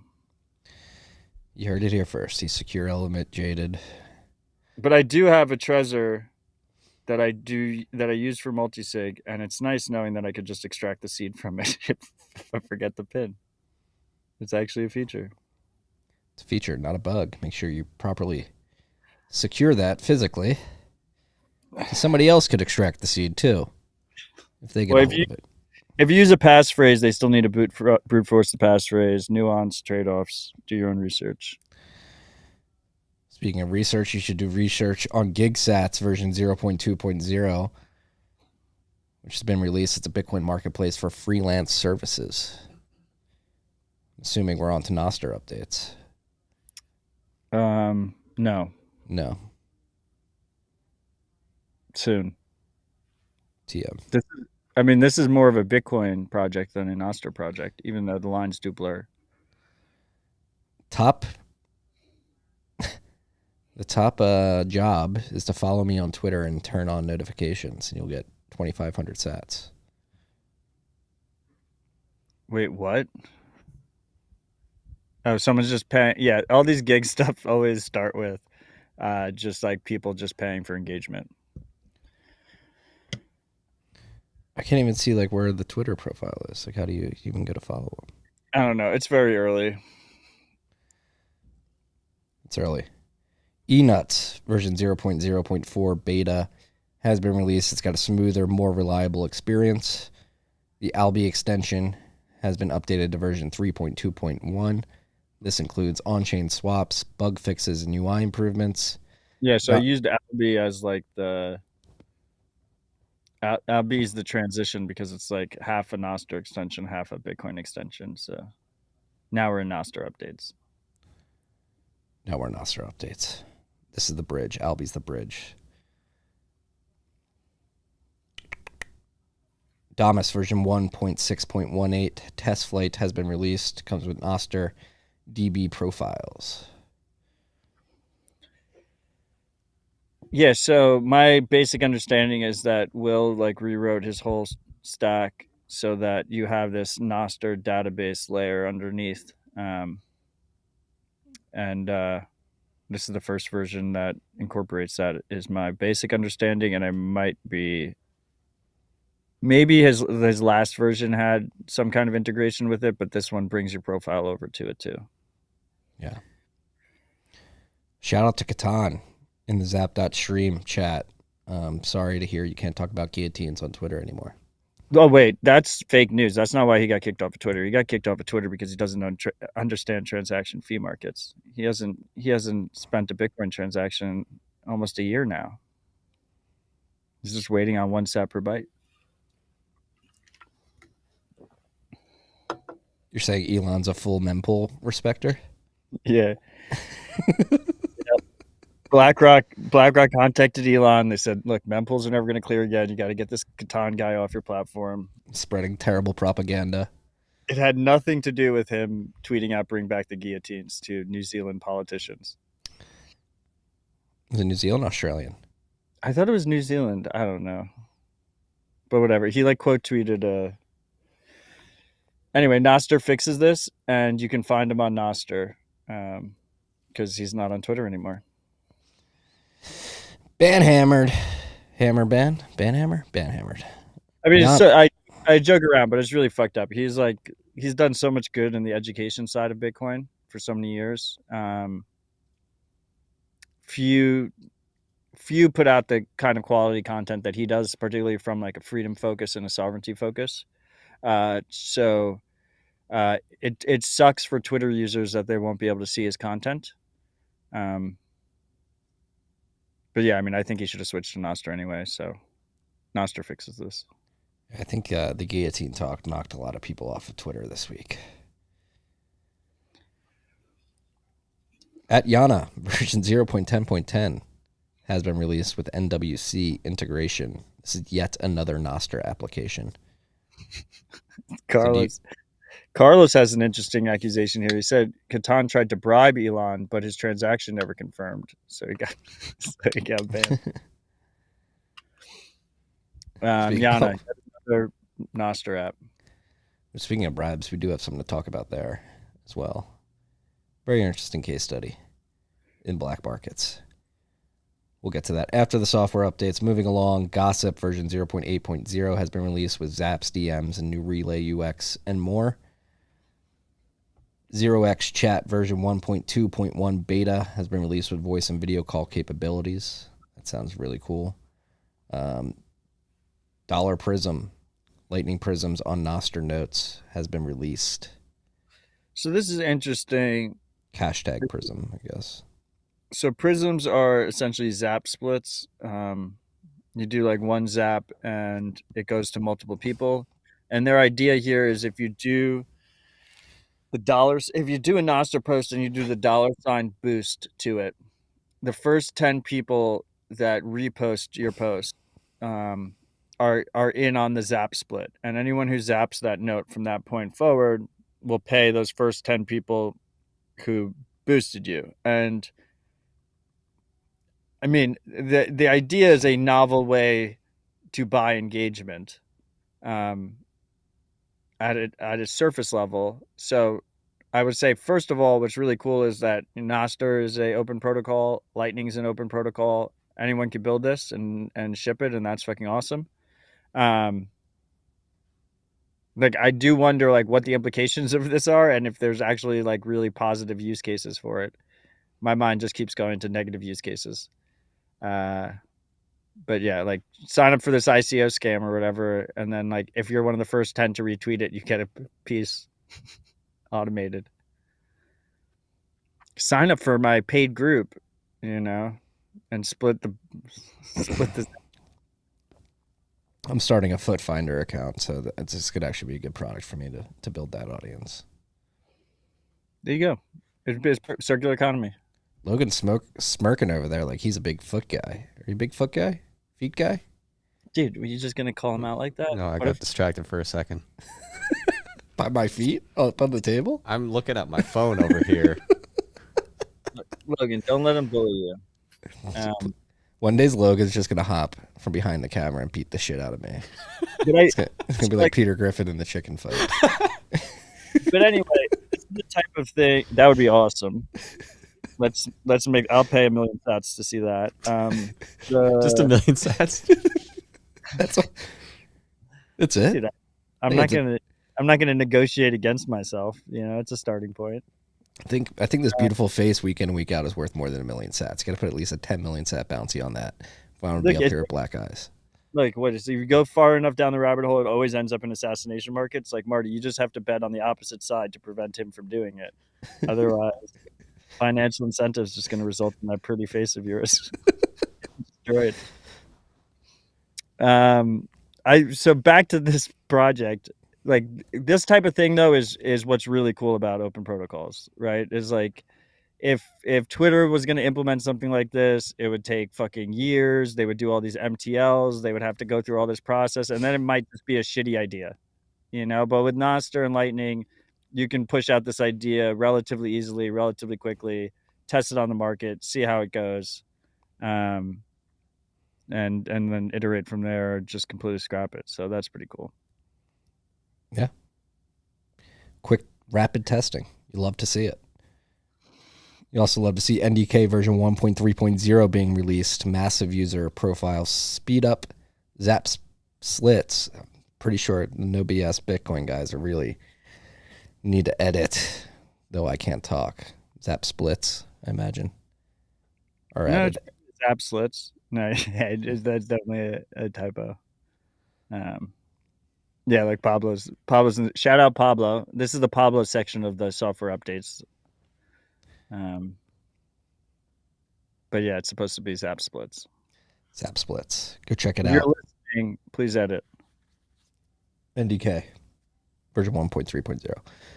Exit. Port your X data into Nostr. Also, shout out Pablo. Pablo, So do you sleep? He does not sleep. The WEF gives him amphetamines so that he can continue his work on Nostr. Interesting. You heard it here first. But so this is a really cool concept. So basically, Twitter, if you ask Twitter nicely, they will give you an export of all your tweets. So you get a file, you get a simple JS file, and then you can upload that. Well, it's actually everything's done local in browser.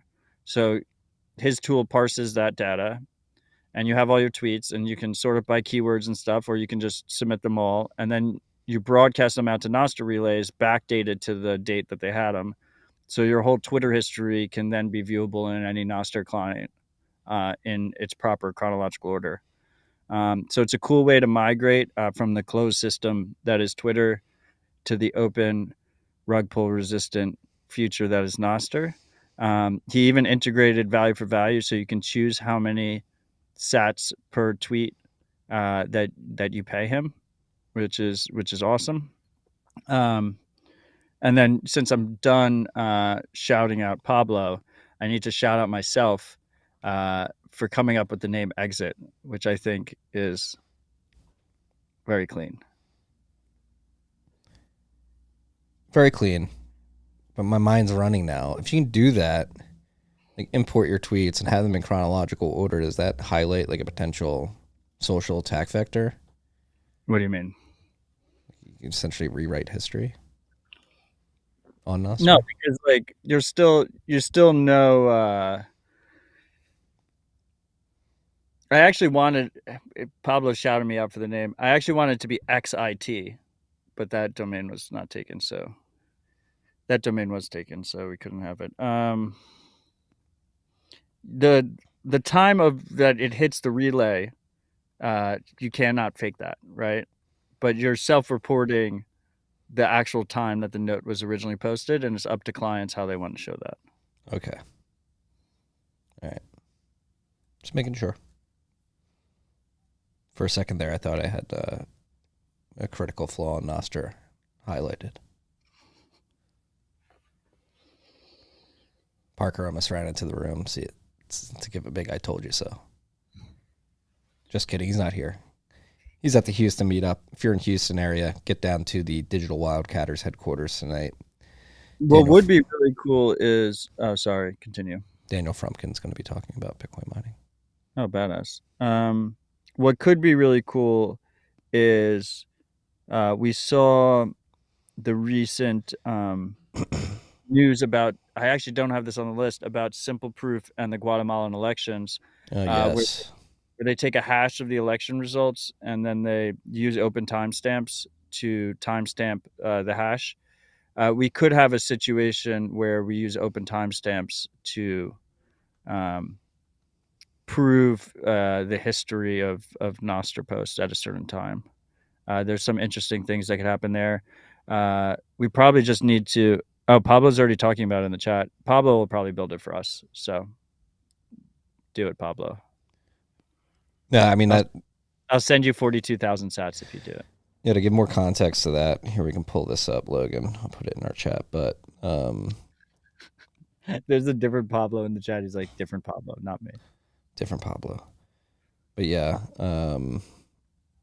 Simple Proof, like Matt said, they're leveraging open timestamps to help with election security, and they found that the people running the Guatemalan elections tried to essentially fake the election results, and due to the fact that they were using Simple Proof, they were able to go in and cryptographically prove that I don't know if it was the incumbent party or the party trying to come into power essentially added a bunch of votes after voting had ended. So, first of all, Pablo said that NIP 13 already exists for open timestamps of nostr events. Sorry, I'm not up to date on my NIPs, but it's important to mention that.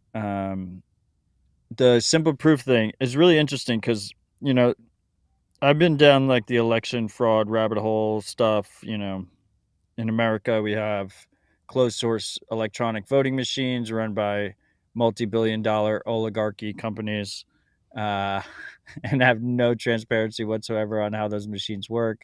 It's a fucking clusterfuck. But in most of the world, they use paper ballots still. And so those paper ballots are tallied up and at individual polling locations, and then they're combined into documents. And then those documents are then uploaded online for the poll counting. Now, most attempts at trying to make elections blockchainified or use the blockchain to improve elections, they like completely try and reinvent the wheel. They get super overcomplicated, and they don't actually solve the key issues of these corrupt voting systems. With this, it's just very pragmatic. It's we're not solving voting fraud on a per voter basis or at the polling place. All they're doing is they're taking that polling place's report and they're hashing it and timestamping it and keeping a redundant copy of it so that it can't be adjusted after the voting is already done, which is it removes like the lowest hanging fruit of election corruption, which is someone loses and they literally just go to the website and they just change what the bar graph shows. Yeah, you can't do that in this situation because we have timestamps and hashes of all the documents, and if they've been modified, the hashes won't line up, and something is up. So really cool to see. Very practical, very pragmatic. Yeah. And so you could see something similar with nostr in terms of timestamping. But I still think like that almost goes just like elections. What we've seen with these, communication protocols and social media competitors and Twitter killers is they try and reinvent the wheel. They get like super complicated, and nostr is quite simple, which helps it be as robust as it is. And I still think people aren't even appreciate. You remove the timestamp aspect. Just the simple concept that every message is signed by a user's private key and you can verify that yourself is a massive improvement over the status quo. I mean, we saw some young kid got access to Twitter's God mode and they could just tweet as if they were anybody. The same thing can happen today, and they don't even have to be hacked. Like Elon can go into Marty's account and just tweet from Marty's account and say, I like porn. And there's nothing Marty can do about that. But with nostr, you need the private key in order to send that message. And as we start having AI, as we have all this different kind of psyops that are happening on the internet, the fact that you just have this simple private key, public key cryptography happening here with these signed messages is fucking game changing. And most people do not appreciate that. No, they do not. And as you can see here, I'm on my laptop trying to find the release date of Open Timestamps, the project that Peter Todd started, but I think it was like 2016, maybe even before that. But this has been around for a while, and I think it was in alpha for a bit until last year when the first stable release was actually released publicly. And so it seems like Simple Proof ran with the stable release, is implementing it in election software services and found election fraud in Guatemala, which is really cool to see. And another idea that really highlights that like patience is key within Bitcoin. Again, Open Timestamps has been around for the better part of a decade.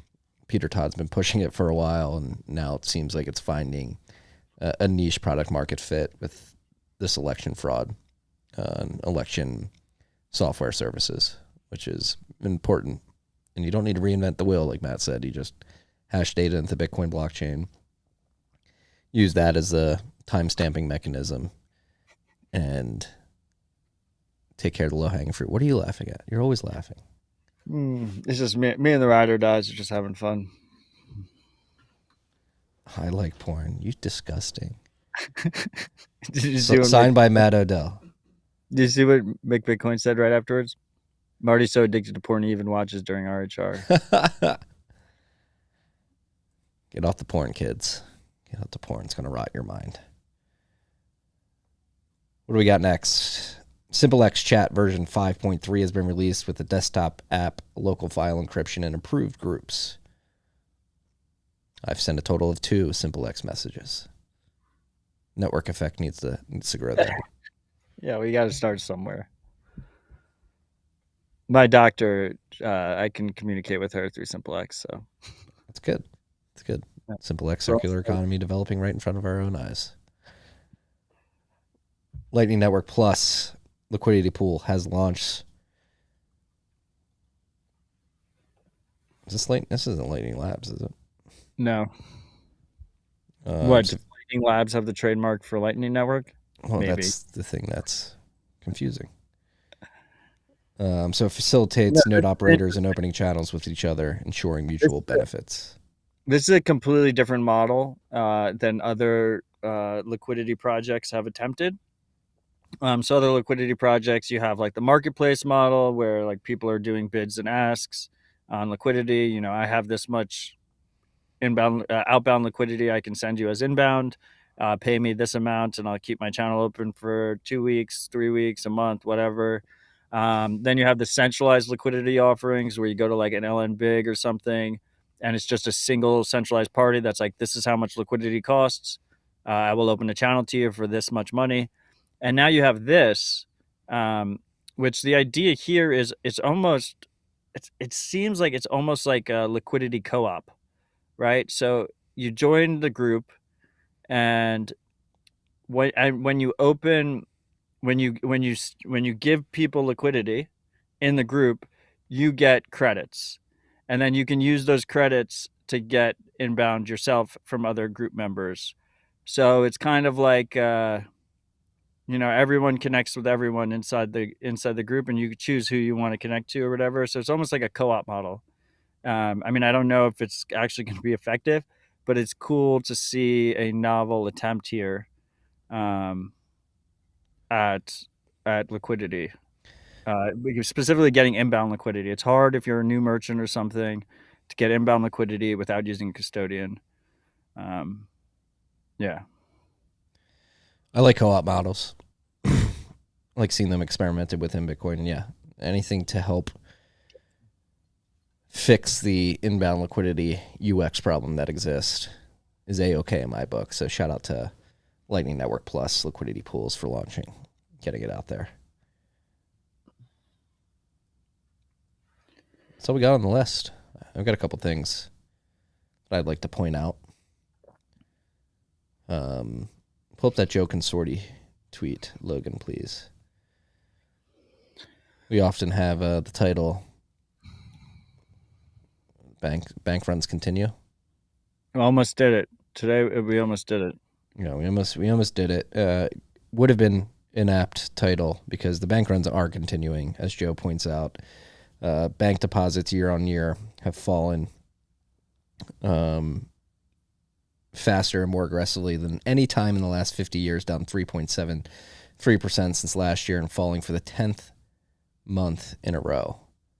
So the biggest bank run in U.S. history is underway right now. Looking at the data. So we could have named it the bank runs continue. Holy shit, that's a great chart. Yeah. So why does it spikes? Because interest rates went up, so people wanted to get their 1% in their savings account? No, it spiked because of... that's a good question. Yeah, it spiked at the beginning of 2020 because of Stimmy and all that shit, I think. No, because it's just like automatically got deposited in people's bank accounts? Yeah. No, I don't high know. interest. That spike on the banks. Crazy, right? Look at the spike. It was like all-time high bank deposits. We're all the way down. Well, that's bank deposit growth, so... So it's year over year. So that it kind of throws it off, right? because the increase was so high. Whatever, freaks. Like the rugs are going to continue until self custody improves. So become unruggable. That's on you. Bank deposits year on year weekly. Yeah. So it is right. You have to do it to consider how high it ran up. That chart just looks terrible. Look at how oscillating it is for 50 years, and then the last 3 years it's just like, what the fuck is happening? Yeah, it's like super fucked up. So be aware of that.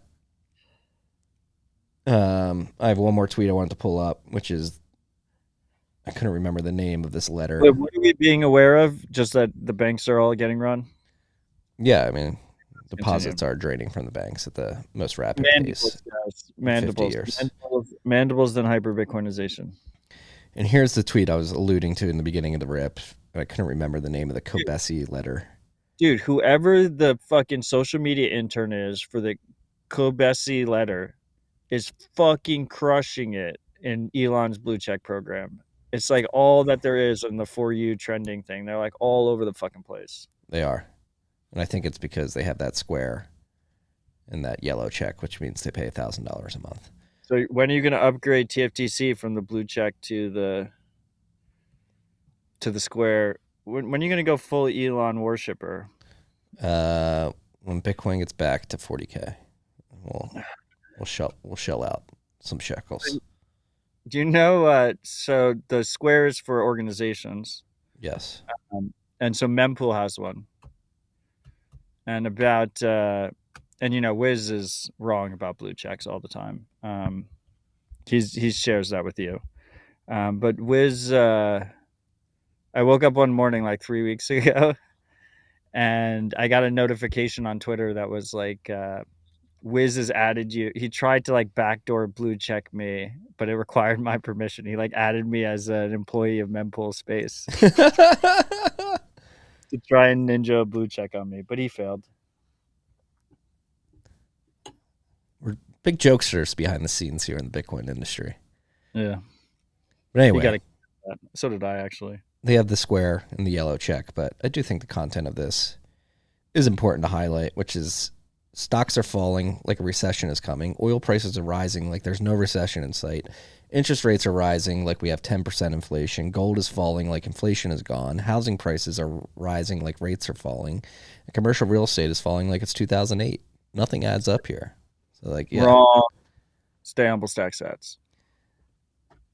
I mean, we know why nothing adds up. This is the end state, the end game of the fiat system playing out, where things just literally have no attachment to reality and they go haywire.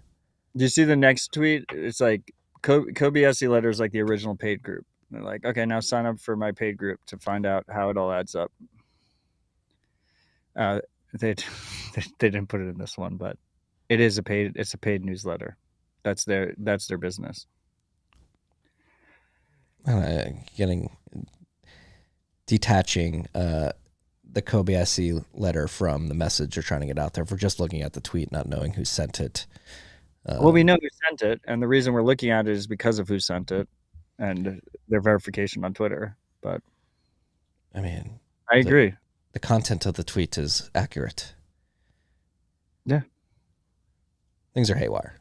Except they left out the Bitcoin part. They did. They left out the actionable advice, Marty. They just left the overwhelming stuff. Actionable advice. Bitcoin above 27,000 again. Markets recovering from the Ripple breaking news. Stay humble and you stack sats. Are we ending it?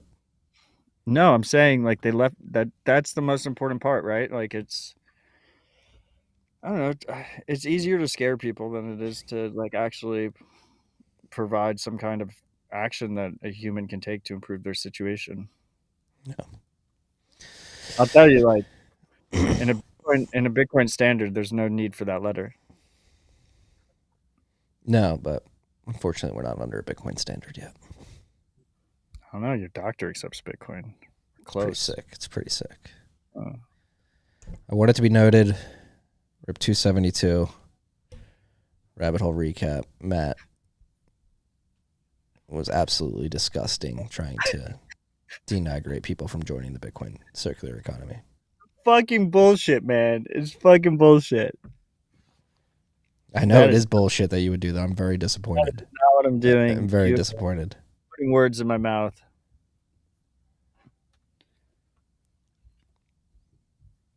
Do you want to talk about Ripple again? I know you mentioned that you wanted to talk about it again. I don't know if we have to belabor it. What are the freaks' takes? Do the freaks have takes on this news? Marty, when are you going to say denigrate properly? Why do we always have to have takes? Logan, what's your take?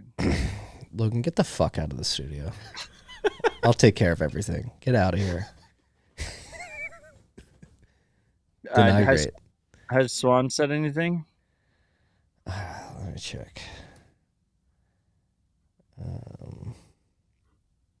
Looks like they haven't said anything. No. They really must be crazy running a conference leading up to this. Oh, be aware, freaks. Let's see if Guy Swan has said anything about it. There's really nothing to comment except trusted third parties or security holds, and you should hold your own Bitcoin. Oh, another thing I want to point out. Clown World. Pull this up, Logan, please. You can stay in the studio. I mean, freaks. These people hate you. They think you're stupid. But when you get back to first principles and you try to think logically through some things, there's piercings through the matrix that really highlight the insanity of our world today. And this is Scientific American. It's dated October 1st, 2023, which isn't until Sunday. But this is a sneak peek of the physical Scientific American that drops on Sunday, the October issue, and the headline is, "It's time to engineer the sky.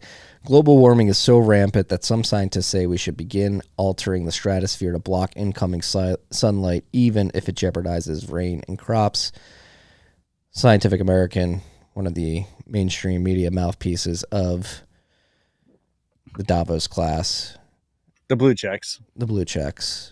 I mean, just think about this. Like, we live in a time where all the governments, the Davos class, the blue checks, are pushing us toward solar-powered grids while simultaneously telling us that we need to geoengineer the atmosphere to blot out the sun. Like, same people, same breath. Biden administration came out earlier this year, said they're going to look into it. Scientific American, I'm sure we could search on Google, Scientific American transition to solar grids, and there will be plenty of articles saying, yes, we should do this. And this is this utter state of the clown world. They want to transition you to solar grids and then blot out the sun so that those grids don't work. Just be aware. Yeah, I mean, this shit's dangerous as fuck. It's ridiculous. The hubris of man will be our downfall. I still think the craziest one is the cutting down trees in America to pelletize them, to sell them to Europe as renewable energy. Is just so fucking mind-blowingly dumb. Like that, it's like the most ridiculous fucking concept.